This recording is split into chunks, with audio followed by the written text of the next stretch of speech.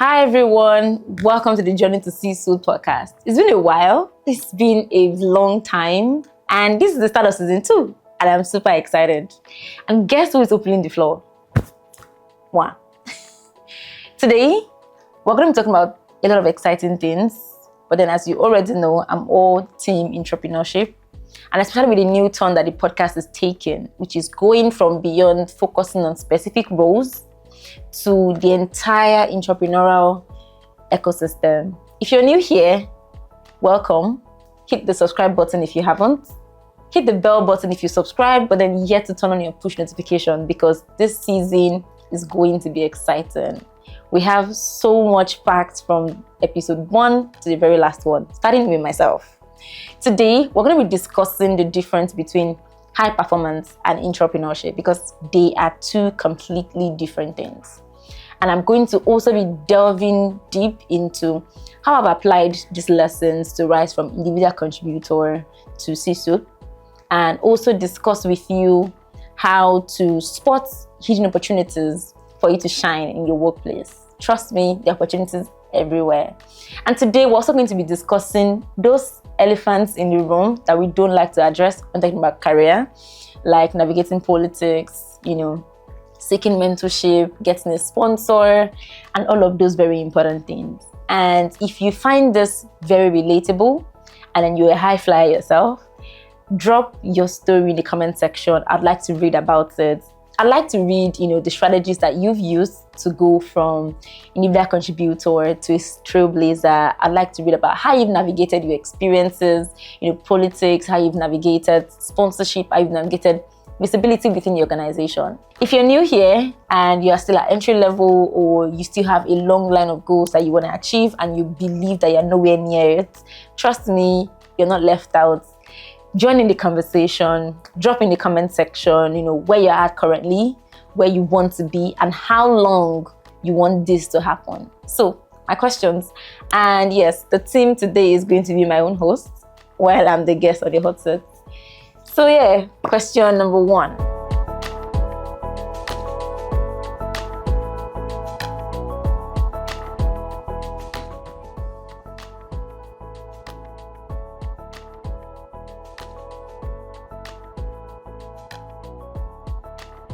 Okay, so when did I first realize that I was operating like an entrepreneur rather than just doing my job?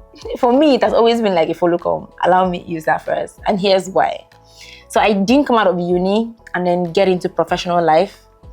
I come out of uni with the intention to run my own business. And not just run any business. Yes, start small, obviously. But then I wanted to grow it into a huge business, an international business. It's in the fashion industry, stocking across, Africa and beyond, doing all of that, having like a whole chain. That was what I wanted. And so I started that way. And when I started in a city where, I didn't grow up in, I didn't have ties. And it wasn't a city where social media was huge.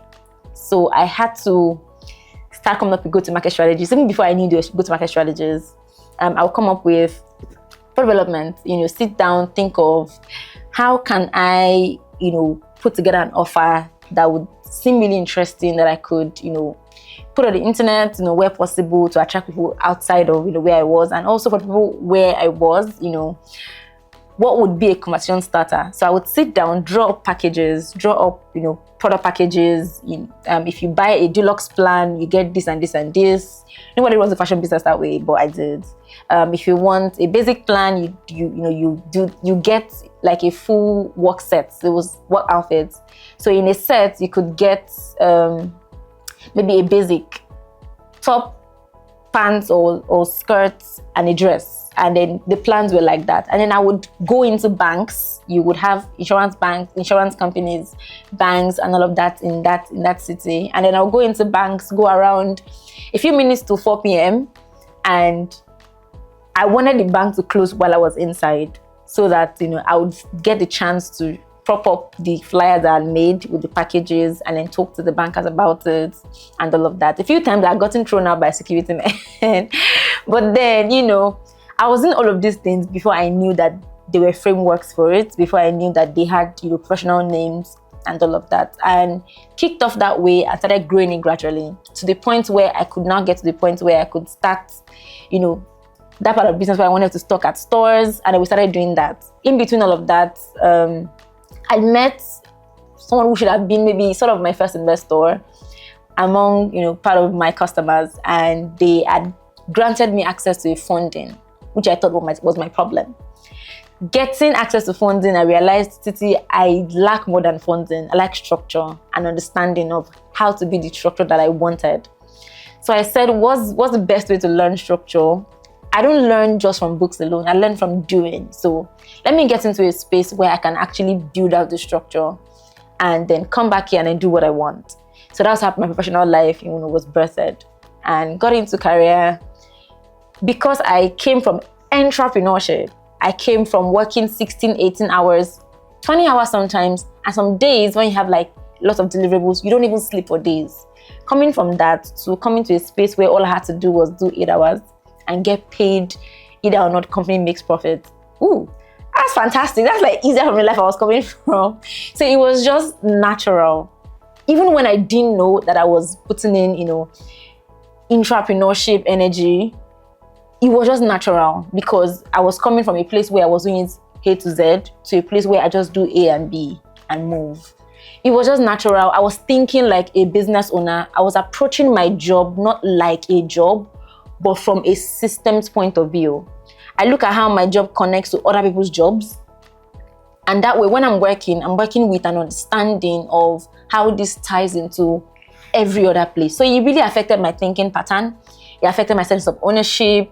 I wasn't trying to do so much, but then I was doing a lot. And so that was how this whole entrepreneurship thing started. And it has cut through every single job that I've had.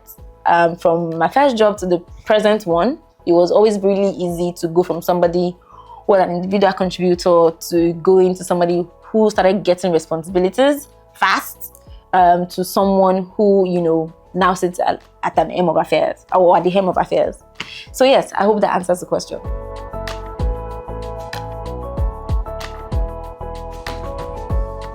Okay, so how has entrepreneurship accelerated my growth towards the C-suite? And what's like one turning point? A number actually, but then they all have one central point, which is getting into my job. I always think in systems. I don't just think of the job I'm here to do and get paid for and go home. I'm not saying kill yourself or like do beyond what you do beyond what you're capable of. But then because I'd come from running a system, it was easy for me to look at my job and then look at what is the end goal of this job. Okay, I am told to pack clothes. That's my job, right? Now, this packing of clothes, how does it affect the business? Or if the clothes are not neatly packed, maybe a client that has paid a premium to get their clothes dry cleaned comes in, sees it was packed in a very tacky way. It affects the excellence, image a company is trying to portray. Definitely affects, client's reaction and, their headspace when they come in and then see their clothes was packed shabbily. That's an example. And so I learned to look at my job to look at it and ask myself how it connects, how it affects stakeholders within the organization, how it affects the customers, how it affects the middlemen, the partners that we work with.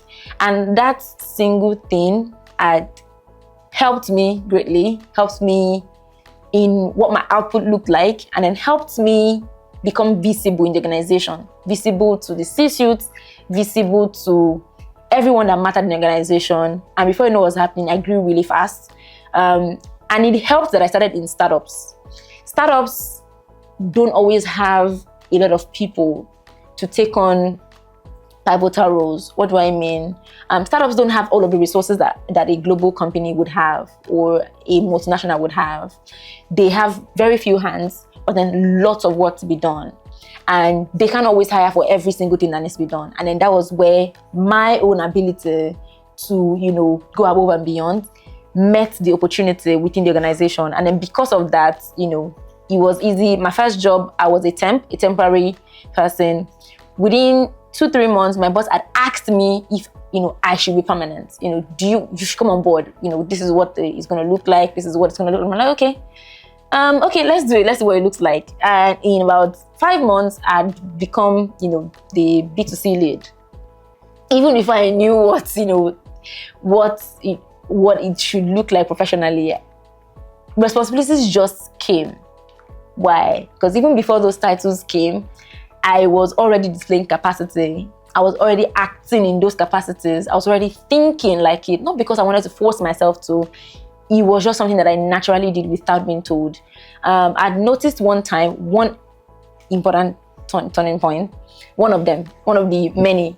I'd noticed one time that, I was in the sales team and lots of customers were interacting with lots of customers. And then I noticed a certain demographics would always come for a certain service that we weren't offering them.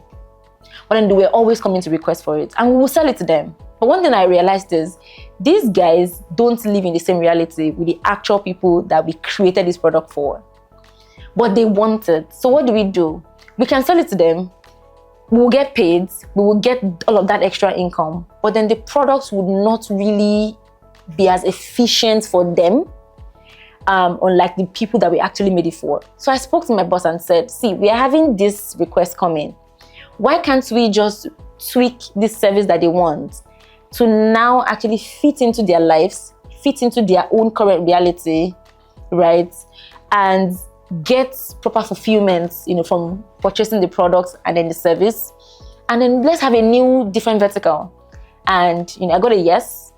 But then it's a startup. And what that meant was, yes, go and try it out. Let's see if it works. But then there are no extra resources that are going to be committed to this for now until we think that it's worth it. So I was super excited, super thrilled.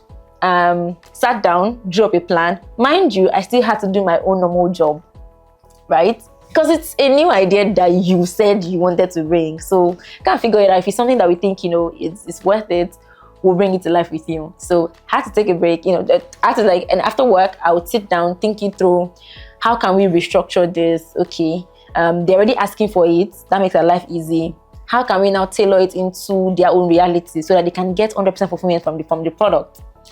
And I figured it out. But then I needed the expertise of my colleagues. So I would reach out to all of different departments that the products would cut across or would affect or would need their own inputs. Told them my own side of it, explained it to them, sold it to them, helped them to understand why it was needed, necessary, right? And then told them why their input was needed and got their input on how we can bring it together, right? And I did that across all of the departments that was required. And eventually we had a product. When we had a product, I was program manager, I was everything for the product. I would have to beg my colleagues, toast them, do everything to pull in extra hours because we rolled out the first announcement for the product. And we did it in cohorts just to measure, to see if it's something people would consistently request for. The first cohort, I'd gotten my colleagues, to pitch in, the company, the CISO that also helped in pushing and then driving.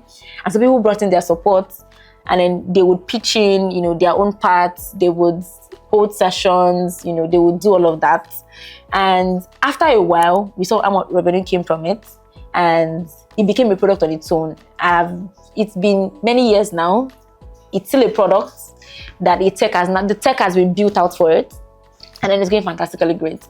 And I realized that I've done this across every other jobs that I've worked. You see, maybe not in products, it could be in systems, it could be in processes, and you see what opportunity we're missing with this, present it internally, and if you already have track record, it helps in pushing, in getting people to believe, and then going by that, you start to send signal to people who matter that this person thinks beyond what you give them to do. This person sees opportunities that people don't see. This person has follow through. They can see an idea, run with it, even with little or no support, run with it. This person knows how to influence others to work on a vision, to work on a goal and bring it to life. And then they begin to see all sorts of things. And before you know what's happening, you're garnering support. You're garnering track records. You are gradually building out your experiments, your pilot programs, your pilot successes. And yes, the journey starts like that. Thank you. Many people still confuse entrepreneurs with just high performance, rather. In practice, what's the difference? The difference between high performance and entrepreneurship. They look similar, but then there's a huge difference. For a high performer, you have to be a high performer to be an entrepreneur, right? For high performance, it's limited. What it entails is when you're given a task to do, you would go above and beyond, think deep, efficiently execute it. You read your playbook more diligently than others will. You digest it more.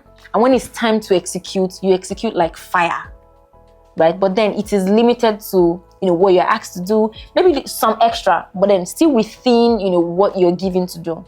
But for entrepreneurship, it's basically like entrepreneurship, but then within an organization. Beyond being a high performer, you go the extra length of spotting opportunities outside of what you're given to do. When you're given a playbook to work with, not only do you master that playbook, you look at the areas that the playbook doesn't address, the loopholes, and then you redesign. You come up with ideas to redesign this playbook. Oh, we have this playbook, it works. How about if we do this, we can actually go from 1 to 10. Not only are you able to do that, you're able to help others see that, that vision that you just painted. You're able to influence them, you're able to bring people together. It's just like when an entrepreneur also has an idea and like, as opposed to, using jugs, we could actually have a machine that just dispenses water and then design it like this. Okay, let me look for engineers, factory that can sell these ideas to, and we can together, bring it together. The same thing, but then within an organization. So it goes beyond just being a high performer. It goes beyond just being efficient in what you do. It goes beyond working unsupervised. It goes beyond having a sense of ownership within what you're asked to do. But then it now expands to being able to see things, see opportunities people don't see, spot loopholes, expand playbooks, suggest things, build vision, get people to come on that journey. It's a whole lot. So that's the major difference between being a high performer and being an entrepreneur. You can be a high performer and not be an entrepreneur. An intrapreneur, right? But then in most cases, you have to be a high performer to be an intrapreneur. But then they are similar, but then they're not the same thing. And it's okay if you're just a high performer. Let me not say just because it trivializes it. If you're a high performer, that's okay as well. That's fine. You're still going to cash out. You're still going to have a very successful life. And if you are an entrepreneur, fantastic, right? So whichever path that is yours, it's okay. It just depends on what success means to you, what kind of life you see and want. You're not ice cream, right? You're not jollof rice. Not even everybody likes jollof rice. I know everybody likes ice cream. So what's your problem? So you're going to have to deal with that. I faced that a lot. Many years, faced that a lot. And that should not be something that deters you or discourages you. Because the truth is, contrary to what people think, most of the times, you're not actually doing it to be noticed. It's just something you can't turn off in your head. You see something that can be better. You just cannot keep quiet. You don't know how to. And most of those people, when they're in an environment that is stifling that ability, they leave. Yeah, they leave. Once I'm in a space where I feel so strongly that I'm not able to be this is not the most of my ability. There's still much more that I can do, and then this person is not allowing me to do it. I go somewhere else where I can be that person. If things are not going like they should, I'm not fine with bare minimum. This thing can be better. Why don't you want to be attached to excellence? Why do I look in the mirror every morning while I'm dressing up and I see that I can be more than what I am this morning and I am comfortable being at that spot? I can't. It's like being in a cage, right? So most of the times people think that you do it to be noticed. And this doesn't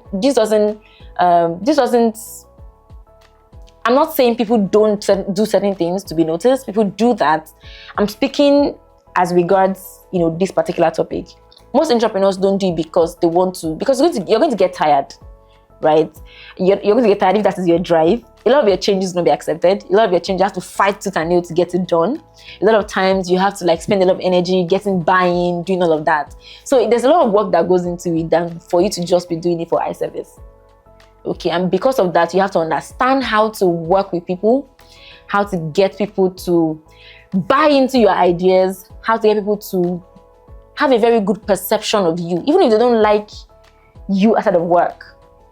When work is concerned, they want you on that project because they know that it's going to go well. There's not so much playbook that caters to your day-to-day needs.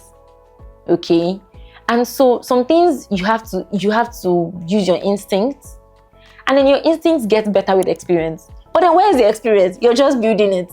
There's just so many things. You doubt yourself. You might be doing the right thing, but then because it's not like you saw it in a book or somebody gave you that cheat code, you're not even sure if it's the right thing or not. There are lots of things that I've done, and later on when I'm reading books, then I see those things. I'm like, Titi, you actually did these things before you knew that they were a methodology. But guess what? When I was executing them then, it was with doubt and with so much uncertainty. And so sometimes it really wouldn't hurt if there's like an archive where you could just listen to people talk, and the things that they're talking about reflects your day-to-day. It confirms that you're not crazy. It confirms that you're on the right path. It even confirms to you that you're doing the wrong thing sometimes. It just would be nice to have a platform that has a well-curated content from people that have walked your path or that are currently walking your path and can help you validate certain things. How someone went from a mechanical engineer to, a chief product officer. I can see myself going through that path. They don't need to go on their own to learn because it's going to take them a longer time. They could just learn from other people's journeys who are telling their stories and laying out all of the framework for free, right? Another thing is, in this side of the world, in Nigeria and in most part of Africa, we see success. We see owning your own thing as the highest level of success. Like that's the true mark of success. Talk to a lot of entrepreneurs, especially new guys. They tell you, I'm starting my business because I want to be my own boss. I want to be successful. And it's easier to be successful as an entrepreneur than as an entrepreneur. The future of businesses lie, in that we go on rampage when we hear of businesses that recruit mostly foreign people. I'm not saying that we don't have talent here, but we need to multiply it. We need to multiply the number of developed talents that we have. Okay, so yes, and that's one of the things that this podcast is going to be doing. And we're going from just being a podcast to being an entire ecosystem for entrepreneurship.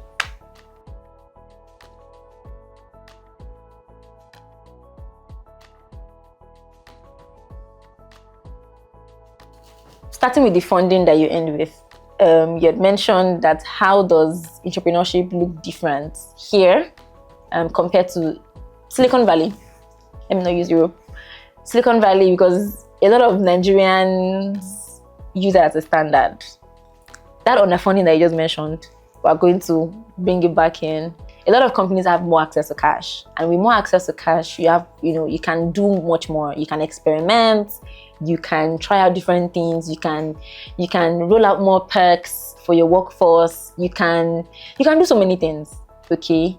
Unlike here. So a lot of businesses in Nigeria are already disadvantaged because ease of doing business, which thankfully looks like is getting better, right? But then access to fundings, the things that you would do if you are not in this climb, when you're here, you need to go about it in a very different way, in a way that has, with leaner resources, with not as many, access to resource that you would typically have outside of this, side.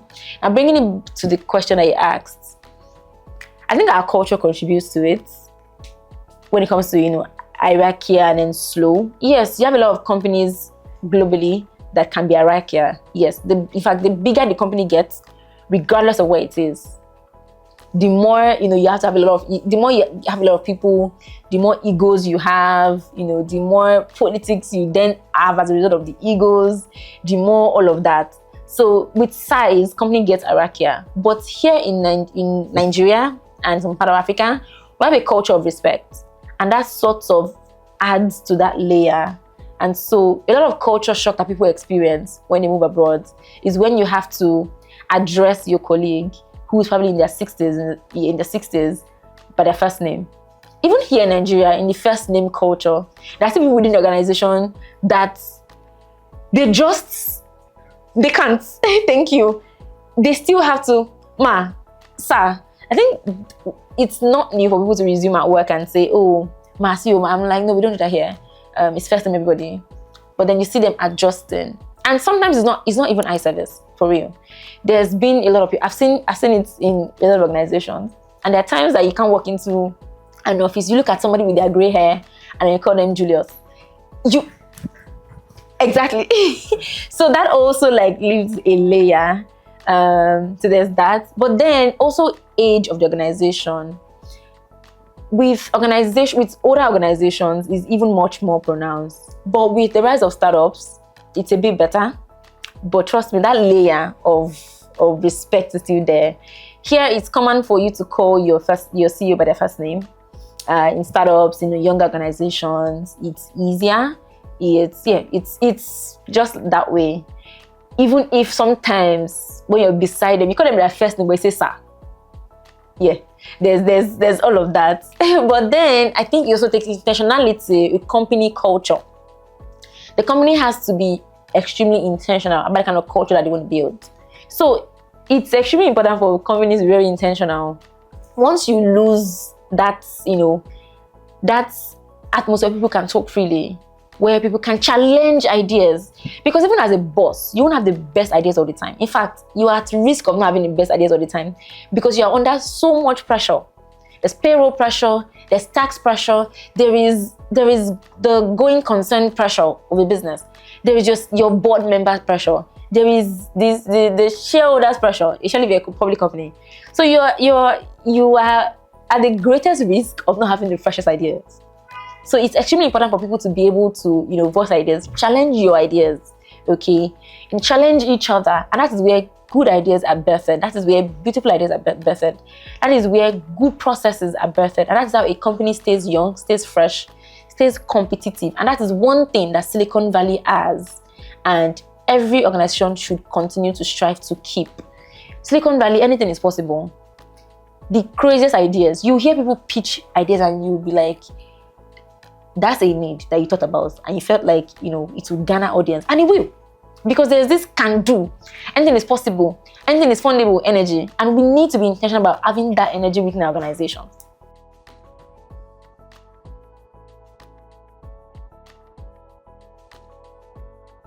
So spotting opportunities that most people miss, how do you go about that? As an entrepreneur, one of the things that sets you apart is your ability, again, to think in systems. To think beyond, this is what I'm here to do and I will just do it, even if I don't know why I'm doing it. I'm told to place this thing like this every day when I come to work. If you don't know why, some days you just place it like this, some days you just place it like this, because you don't know what it is doing. And that is why, you have a very beautiful apartment, a very beautiful building, and before you know what's happening, the entire walls are soaked.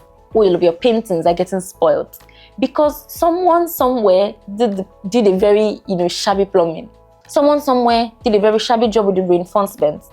Someone somewhere did something very shabby because they weren't thinking about how their work was connected to the entire success of all of the other components in the building. The same way with your work. So, as an entrepreneur, one of the things that makes you an entrepreneur is your ability to think not just from a siloed point of view, but from a systematic point of view. And then because of that, you look at things differently. And then you start to spot patterns. You need to think things that they cannot pick. And so that is how you spot opportunities.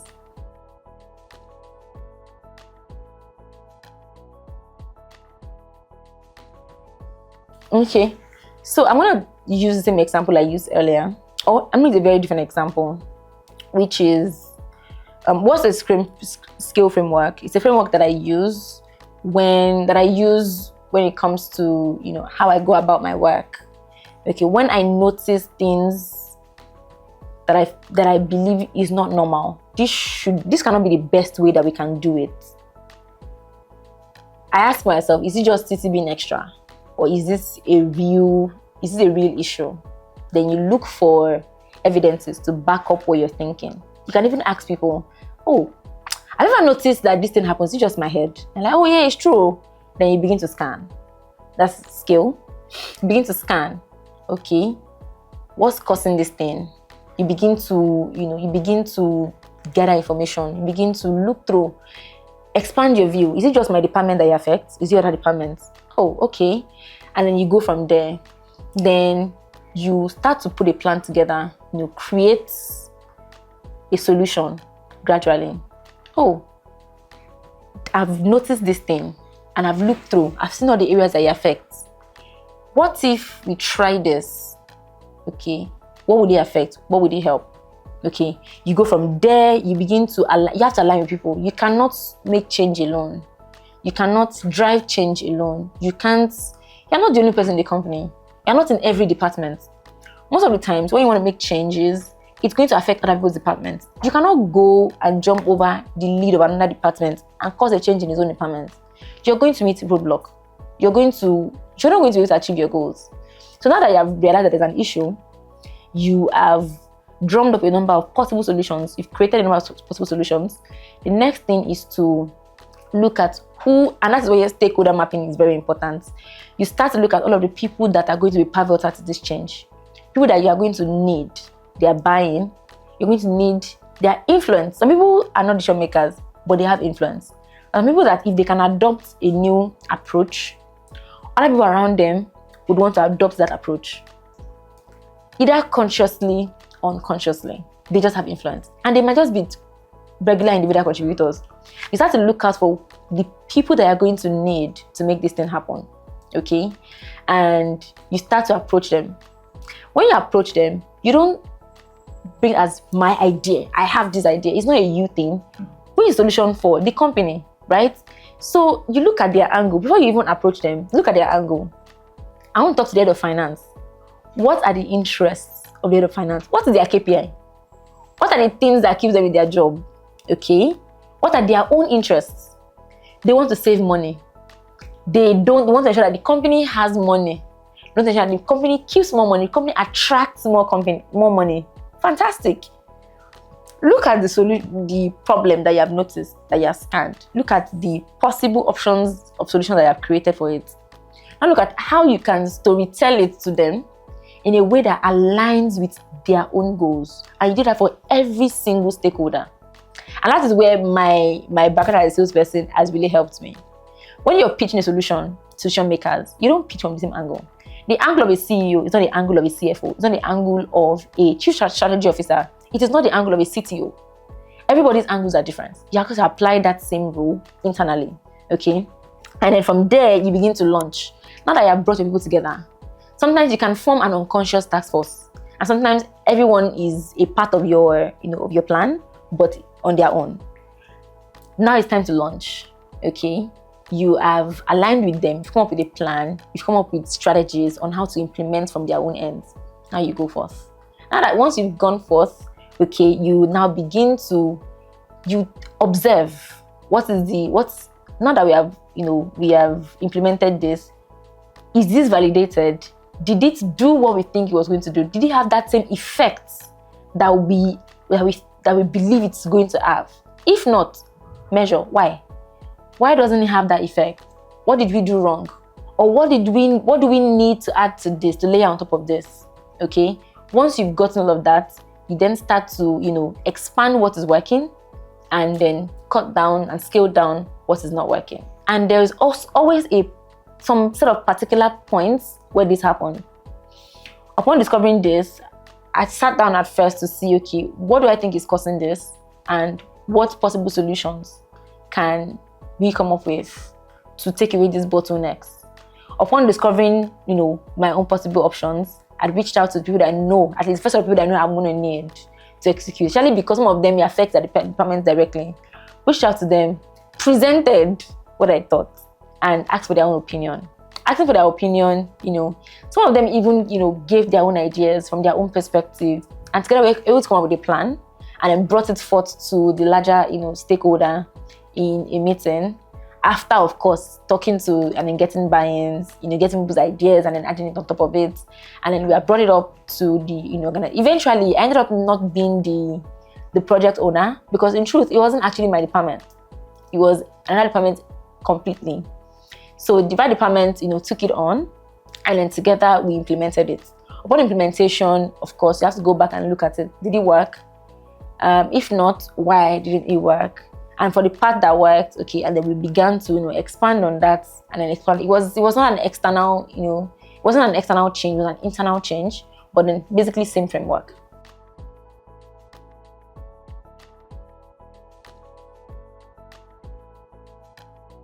So the first thing is, what is the vision of your organization? So leave your job. Think about your organization as a whole. I talked about a building earlier. When you're building it, when you're trying to build a structure, okay? Look, what's the vision of the organization?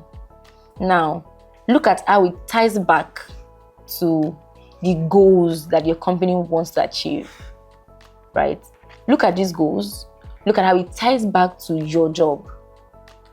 Without this vision, without having this, mental work, you're not going to be connecting what you do to what it becomes for the company. So you need to be able to do that. I like to do this for the entire organization.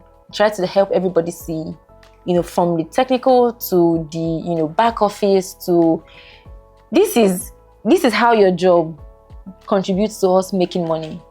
Either it's a money making, direct, money making role or not. This is how, when you slow down in processing invoices for vendors, they slow down with their own services. And because they slow down with their own services, it affects the department that needs their services. And then because of that, the financial goals that we should achieve for that month is delayed. So once you start helping, as I'm saying this, not just to you as listeners, not just to you as the person who is in the job, I'm saying this to also leaders, because sometimes people don't see it by themselves. You have to help people see it, right? Help them connect it, and that way it puts them in that mental frame of seeing their job not as something that they come to clock in, clock out on, but then something that determines if the company makes bank this month or not. All right, so that's like one very important step.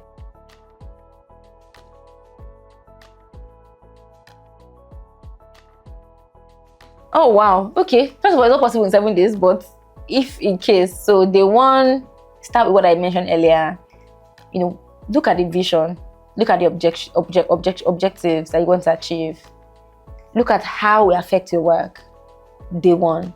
Day two, remember about the plan. So going forward, how do you want your own job to contribute to this? What effect do you want it to have? Okay, because as an entrepreneur, you're not just thinking, oh, they gave me a target of 10. And you're thinking, oh, how can this 10 become 15? What am I currently doing? What resources would I need to, make it to help us even achieve beyond what we have planned to achieve? Okay, so once you do that, like day two, say day three, you begin to execute. Day four, you've executed. Now you're measuring what you've executed. I did this. Did it work? Why didn't it work? You start to ask questions. What do I need to improve? Do I need help? Do I need support? What kind of support do I need? Okay. Day five, you collect the information, data that you gathered from what you were measuring, and then turn it into an actionable, into something that is actionable. Go back and reiterate. All right. Now that you have implemented this, new findings that you brought it back into your execution, you continue to measure and control, get feedback. So yeah.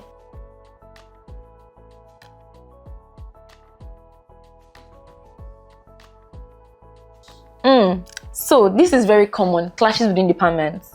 And again, this comes from people seeing their job from a very siloed point of view. If it is a tech company, for example, salespeople see product people as a problem. Product people see salespeople as people who just go promise what they cannot deliver as an organization. Then start putting the pressure on them after they've gone to promise heaven and earth to the customers. And now customers have expectations, Now, product now is saddled with the responsibility of bringing what these people are going to promise to life. Or product is trying to work on a vision for a product, and then the developer is just, this is not possible. You're sure saying, yeah, come and do it if you want. The developers are giving you a tough time on how it's to be brought to life. Everyone is just in their own world, seeing their own problems, seeing their own issues. It's just a lot. Okay, marketing wants to do a campaign. Marketing feels like finance doesn't understand them. Finance wants money, but finance doesn't understand that, you have to invest in this marketing to get back that money. Finance is wondering, what is wrong with you marketing people? People just want to collect money all the time. I'm not even saying so it's very common in fact, from what I'm saying, I'm sure some people find this relatable, and it's bringing back stories between when one department and one department had a clash, or when they themselves had a clash with another department. It is extremely, extremely common. It starts with the culture. If you have to develop a playbook, let your chapter 1 be culture rewiring. There's any word like that. The organizational culture has to help people understand, or has to foster, alignment. Product needs to understand, how their work affects developers. Developers have to understand how their work affects, the product. Sales needs to understand how what they do affects product. Product needs to understand, the magnanimousness, of what the business team does. The same way all across. The culture of the organization needs to support that. That way, it just helps people settle in. People are in this head frame where they just don't have a choice. It's unthinkable for you to not want to be a part of the success of the other departments. You want to do everything that you can to enable them. The same way the other department wants to do everything that they can to enable you. It's like a couple. The partner A is looking out for partner B. Partner B is consistently looking out for partner B, for partner A. What then happens is everyone's needs are constantly going to be met. And everyone will be automatically looked out for. No one is going to be left behind.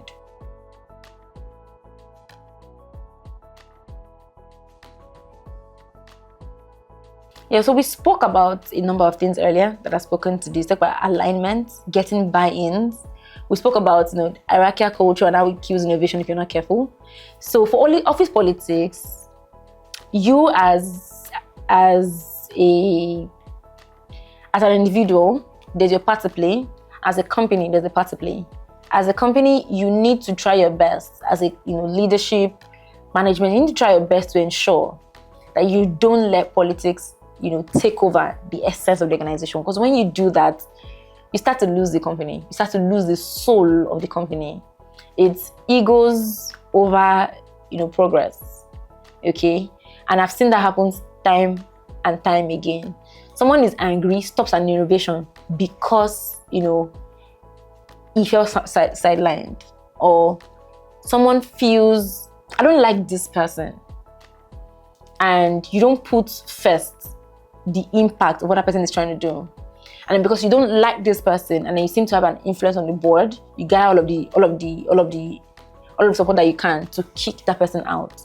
You have just denied the organization of a chance to benefit from what that person has to offer. So the organization as a whole has to be very, very intentional about not allowing certain things that would, increase the progress of office politics to thrive. So while we're here saying don't promote office politics, the truth is there is politics everywhere. Let me give you a very good example. The boss who hears the idea for the first time at the management table and then squashes it because it feels like, are you trying to outshine me? You didn't tell me about this before in our sync. You didn't tell me about it, we've had countless meetings and you never mentioned it to me. And I am, the person in charge of this arm. You're bringing it for the first time to the table where my superiors are. Are you trying to make me look incompetent? No, think about it. If it's you, how would you feel? Maybe shutting it down shouldn't have been the way to go. But this person is human as well. So you can't, you have to, because now it makes that person look incompetent. Oh, were you not speaking to each other? Why are you not aware of this idea? Oh, are you not on top of the game with your team? There's just a way it is. If you think deep and look at the reasons why this, politics happen, if you narrow it down to the source, it's just because of one human factor, right? But if you want to create real change, you have to come to a place where you are very balanced. You come to understand the human part of work, and then you come to understand how to work around it. So you come to, understand who you're working with. Who are your executives? How do they think? What do they value? What do they place a premium on? What is of interest to them? Take that, and when you are, putting out your message, putting out your idea, align it with that. Okay? And that's your way to achieving executive level sponsorship. You have to see things the way they do. And so if you want to pass something new to them, pass it in a way that they would see it. So that's one very essential method that has always, one method that has always worked for me.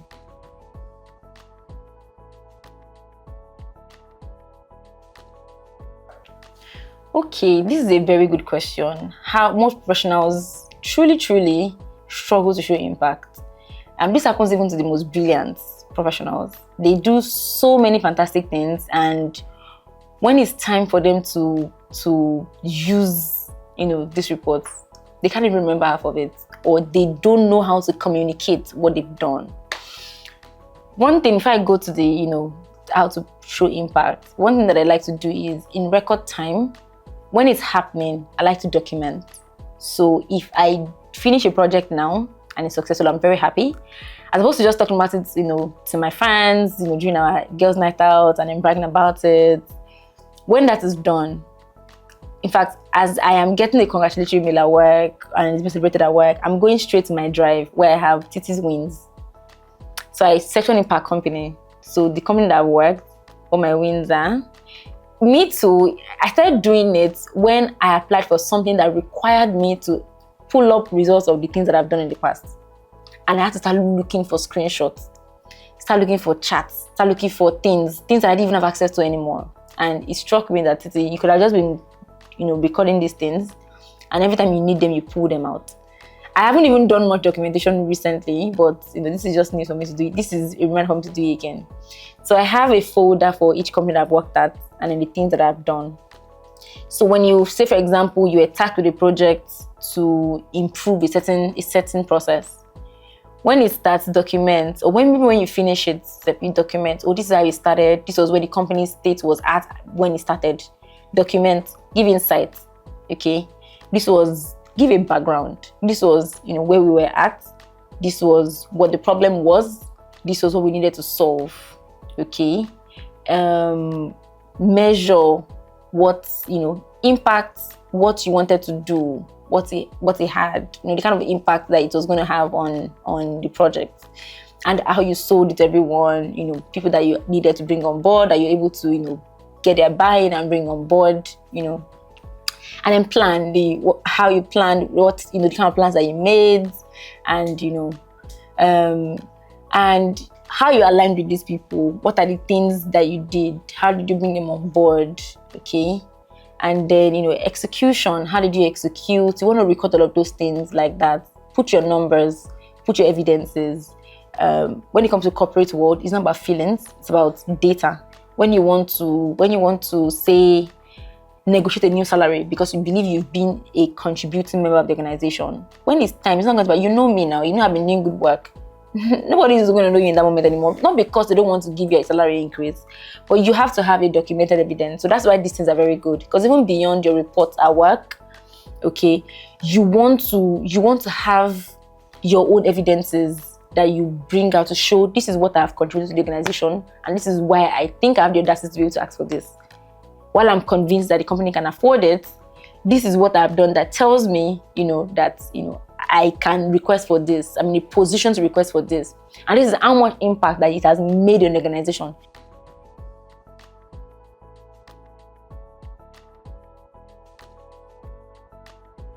Oh yes, protecting your mental energy. I used to think this was a stylish thing that people say to feel cool until I had my first burnout. And it wasn't funny. It took me months to come out of it. It's a very terrible place to be, especially as a high performer. It feels like there's a mental cage around your brain. You try so hard to be interested. You try so hard to psych yourself out of it. Nothing. It takes, oh my God, it took me months to come out of it. It was a very terrible experience. I had no interest in anything. It was bad. And I don't ever want to be in that position anymore. If I worked harder than I worked that time, yes, 10 times harder actually. And that brings me to my very first point. What even causes burnout, right? I've realized that when you do work that doesn't motivate you, work that doesn't give you a mental fulfillment, mental stimulation, it sometimes affects, the state of your mind. At least it affects me. And as I mentioned earlier, that when I'm in an environment where I believe strongly I can contribute more to what I'm currently contributing, but this environment is stifling my abilities, I leave. Because I'm not going to be in a very good mental state, and I don't like that. So it depends on the stage that you're at. At the beginning of your life, you might be survival first, but then as you grow, you start to get to a point where you can choose. Because as you grow your career, if you're doing things right, you're going to be at an opportunity where you can easily find opportunities. Opportunities are already even finding you, and you're just not giving them attention. Okay, so in those kind of situations, you can always move. Trust me, I understand what you mean. Thank you for that question. So boundaries, very important. Even as, management, so that you need boundaries, right? Maybe your boundary would be, I will work like a jackass, but you see my leave. I'm not playing with it. But that also means that you need to also put structures in place that ensures that what people need when you're away is provided for, right? So these are the kind of boundaries that I like to put in place. Another thing is have a rest day that you shut out everybody. Then I like to go to the gym, start my day, 6 a.m. I'm out, it helps me get my day started, high energy, I'm good. These are things that I do. And once in a while, I like to go out and have fun, like there's no tomorrow. It could be a whole weekend. I shut out everything, school, work, personal project. I don't know who anybody is. And I'm just out to have fun with my friends and have fun like a lunatic. If you see me, you will not know that I am one, very serious career person. I am out screaming and doing all that. Be honest about what you can take on and what you cannot. Be honest with yourself about when you can keep going and when you cannot. Okay?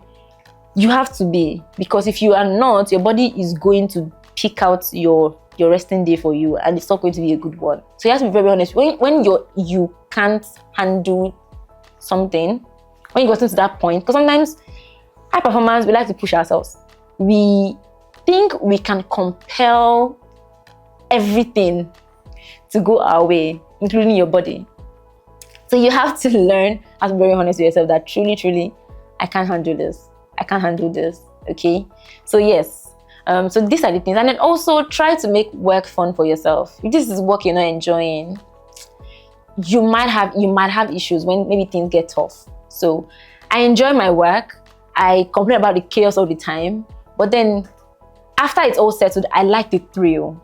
So that helps. I work like a maniac, but most of the times I enjoy it. I'm always consistently involved in passion projects that's while it impacts other people, makes me happy, gives me fulfillment. I have a community where, help people. They come on, take free educational, sessions, get free resources, get access to jobs.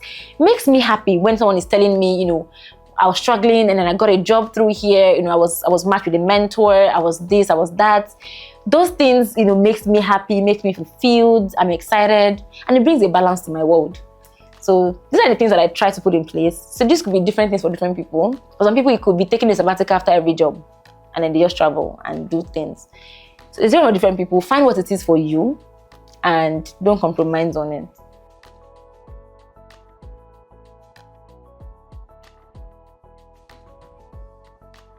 Very important unconventional skills that entrepreneurs should have. I would start with emotional intelligence.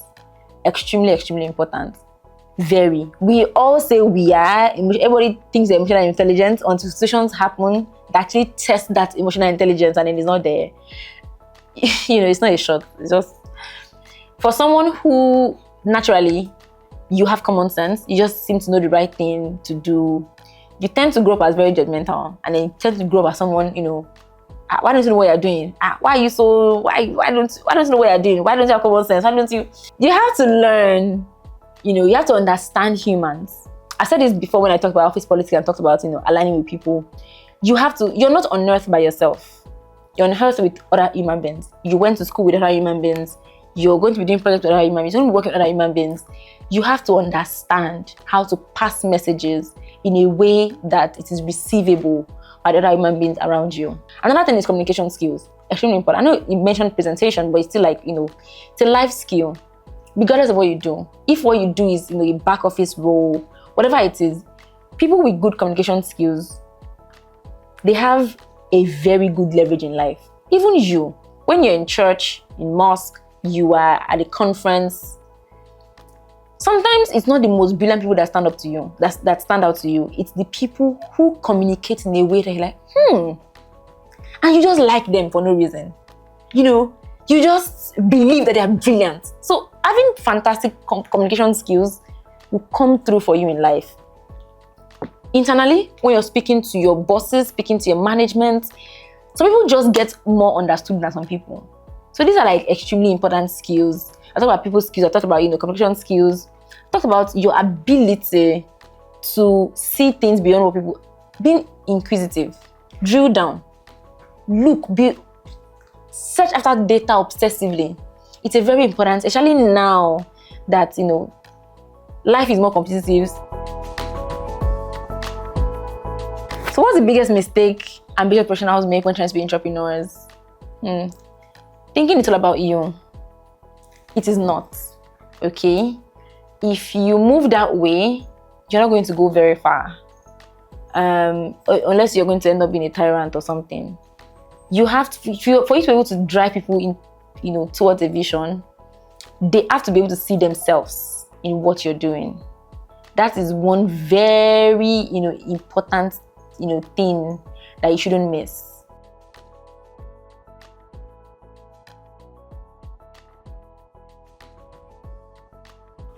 Recurring habits that separate, those who rise and who don't. Entrepreneurship, really. Your ability to approach your work like it's something that you own. This sense of ownership. Ownership gave me a career.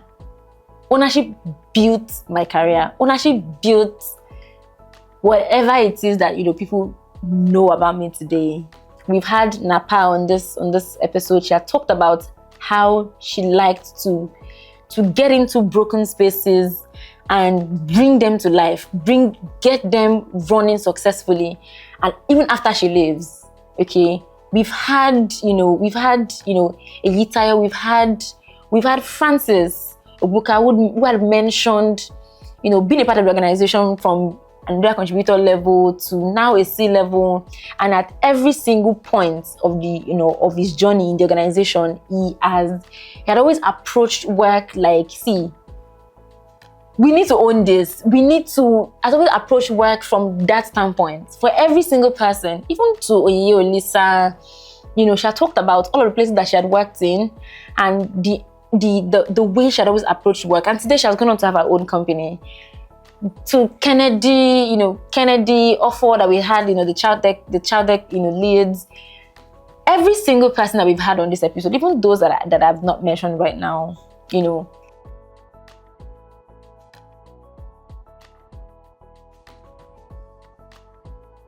What role does mentorship and visibility play in your career as an entrepreneur? A lot. And I'm glad that we asked this question. I would have been pained if we didn't speak about it in this session. We've talked about giving your all. We've talked about approaching work with so much passion and everything. But then these are two important pillars that determines how it's all going to turn out. I want to start with visibility. Either internally within the organization or externally outside of the organization. visibility is important. In fact, it is much more important and essential when you work with larger organizations. The larger the organization, the more you need it. It's not enough to do good work. You have to be known. But I'm not saying eye service and then, going to sideline everybody so that you can rise to the top. People need to know what you're talking about. Your leads need to be, championing you and talking about the work you're doing. Your work needs to be visible. When you are in the midst of decision makers, right? You need to, I won't say be noticed, I don't want it to come off wrongly. You need to show that you're there, you're in the room, okay? Not by forcing yourself to ask certain questions, because it shows when you're forcing it, okay? When you have ideas, tell stories around it.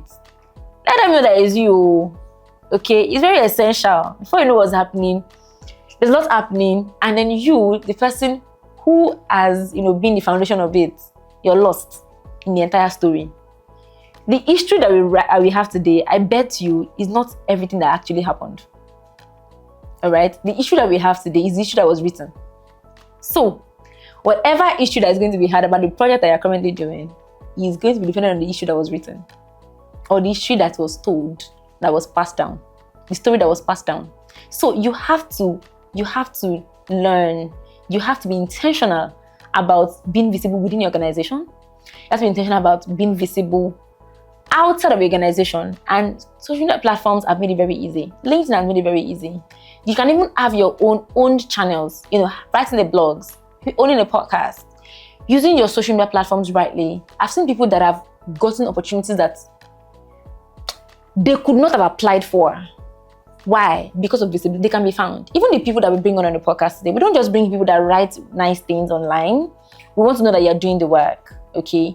But at the same time, it's because we can find them. That's why we can bring them.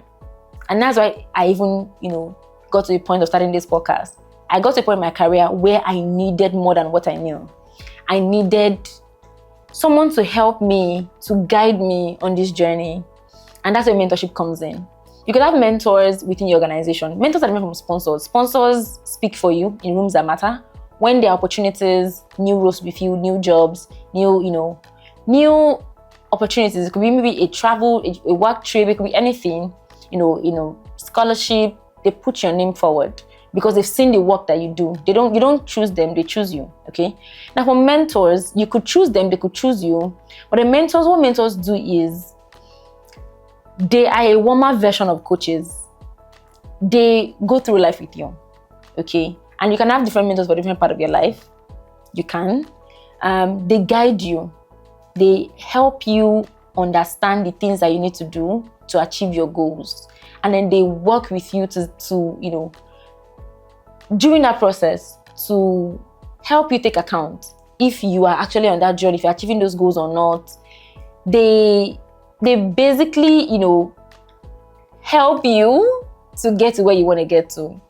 Mentors are very important. I'm surrounded by a number of mentors, some indirect mentors, some direct mentors. These two factors that I just mentioned are very essential. As a mid-level person, you need to sit on the shoulders of giants. You don't learn from your own experience alone. Mentorship will cut by half the things that you spend time learning. People have already gone through this journey. They've made some mistakes. Why do you want to make them again? So it helps you to move faster. It helps you to avoid issues. I love issues, when I was, much younger, with, navigating leadership, navigating relationship with leadership. And some things could have been avoided if I had someone that just helped me. Hey, Titi, that path that you're going, it seems right to you right now. Don't. Okay, these are very important things that I would love to leave us with. And I'm looking forward to also reading maybe 3 important things from you as a listener that has helped you on your intrapreneurship journey. I want to hear them. I'll be on the lookout for them. Thank you very much for joining and watching to the very end, the very first episode from this season. I hope you have learned as much as I had hoped that you will when we put this episode together. And I do look forward to listening to your stories, reading your stories.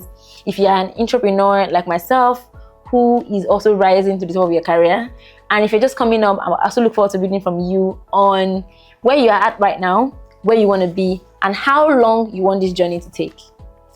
If you haven't subscribed and you're new to the channel, do that right away.